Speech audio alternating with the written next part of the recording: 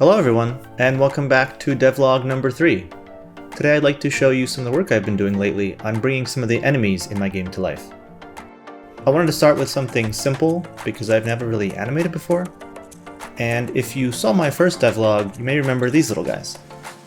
Since they don't really fight or anything, they just sort of, casually walk around the room, I thought this would be a good place to start. Having never really animated before, I was sort of worried about jumping into the deep end, and fortunately I saw this tutorial by Polyfjord, where he shows off a way to do some procedural animation for this sort of four-legged creature. So I decided to use this as a starting point. I modeled a really basic sort of like rock magma crab and animated it using the guide from the tutorial. And it was really cool to see how adding this procedural motion to the body really brought the character to life and made it look a lot less robotic, a lot less rigid. So if you're trying to learn Blender, I highly recommend you go check out Polyfjord's channel. He's got a lot of great resources there. This next enemy was the first real threat in the game, as he would chase you down and attack you. So you had to be a little bit more involved than just a simple walking crab. So I started by blocking out this sort of rock golem, and I used AccuRig to rig it all up, and some animations from ActorCore.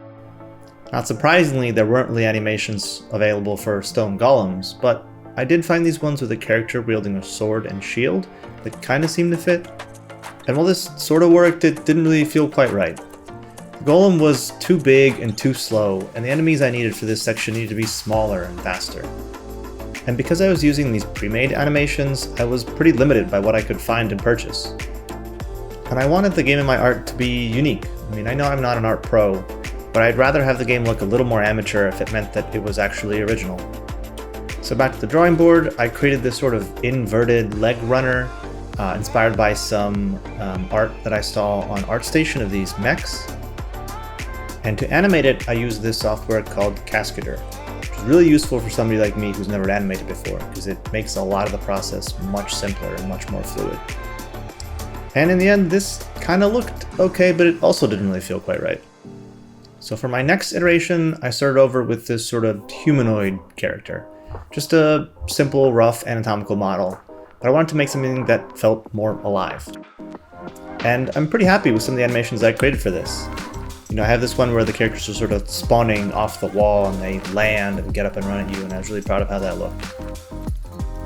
And I want to reiterate how much Cascadeur helped make this process so much better. Auto-posing makes the poses feel more natural, so when you move a section of the character's body, the rest of it compensates. And auto-physics applies more weight and momentum to the movement, so they feel much more realistic and fluid. And then I created a simple death effect where all the body parts sort of turn to rigid bodies and collapse like a deconstructed ragdoll.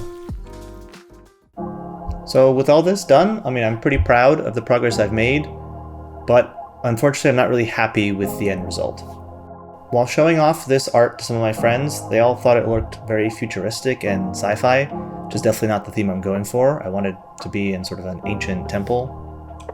And additionally, I've recently made some changes to the story, which are definitely going to impact the art. I'll admit it's definitely really frustrating to have spent the last few months doing all this work, and then realizing I need to just completely redo everything.